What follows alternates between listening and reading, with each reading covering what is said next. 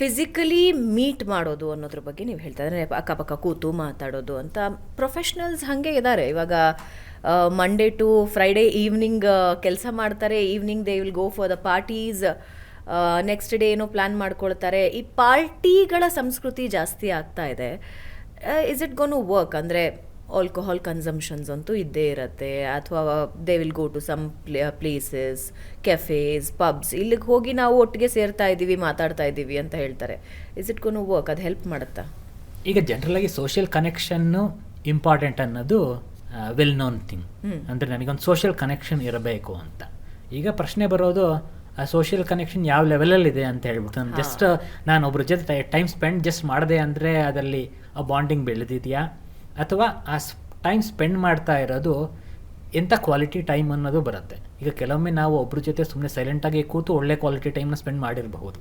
ಅದು ನಮ್ಮ wave length ಮೇಲೆ ಅಥವಾ ಕನೆಕ್ಷನ್ ಮೇಲೆ ವರ್ಕೌಟ್ ಆಗುತ್ತೆ.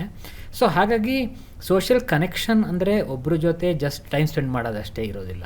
ಈಗ ನಾವು ಆಫೀಸ್ನಲ್ಲಿ ಆಬ್ವಿಯಸ್ಲಿ ಓಕೆ, ಈಗ ರಿಮೋಟ್ ವರ್ಕಿಗೂ ಆಫೀಸಿಗೂ ಡಿಫ್ರೆನ್ಸ್ ಖಂಡಿತ ಇರುತ್ತೆ. ನಾನು ಒಬ್ಬನೇ ಮನೇಲಿ ಕೂತ್ಕೊಂಡು ಜಸ್ಟ್ ಲಾಗಿನ್ ಆಗಿದ್ದೀನಿ ಅನ್ನೋದಕ್ಕೂ ಆಫೀಸಲ್ಲಿ ಮುಖಗಳನ್ನು ನೋಡ್ಬೋದು ಅನ್ನೋದು ಅದು ಪಾಸಿಟಿವ್ ಇದ್ದೇ ಇರುತ್ತೆ. ಯಾಕೆಂದರೆ ಆ್ಯಸ್ ಎ ಹ್ಯೂಮನ್, ನಮ್ಮ ಹ್ಯೂಮನ್ ಫೇಸ್ ನೋಡಿದಾಗನೇ ಅದರದ್ದು, ಅಥವಾ ಈಗ ಏನೋ ಪೆಟ್ಟನ್ನು ಇಟ್ಕೊಂಡಾಗನೂ ಸೇಮ್ ಥರದ ಒಂದು ಅದೊಂದು ಲೈಫ್ ಇದೆ, ಲೈಫ್ ಫಾರ್ಮ್ ನನ್ನ ಸುತ್ತಮುತ್ತ ಅನ್ನೋದಕ್ಕೆ ಪಾಸಿಟಿವ್ ಎಫೆಕ್ಟ್ ಇದ್ದೇ ಇರುತ್ತೆ.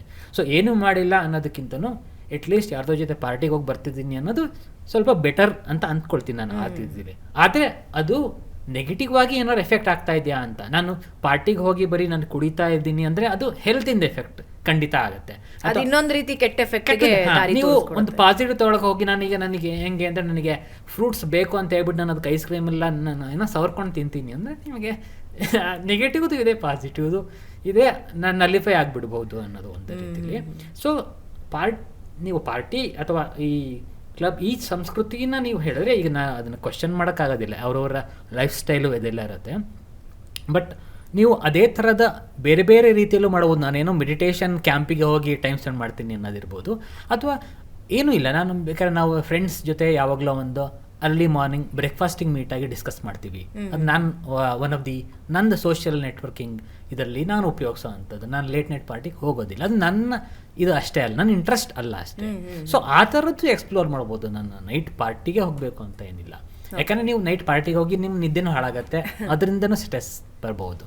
ನಿದ್ದೆ ಹಾಳಾಗುತ್ತೆ, ಅದರ ಜೊತೆಗೆ alcohol consumption that leads to another problem.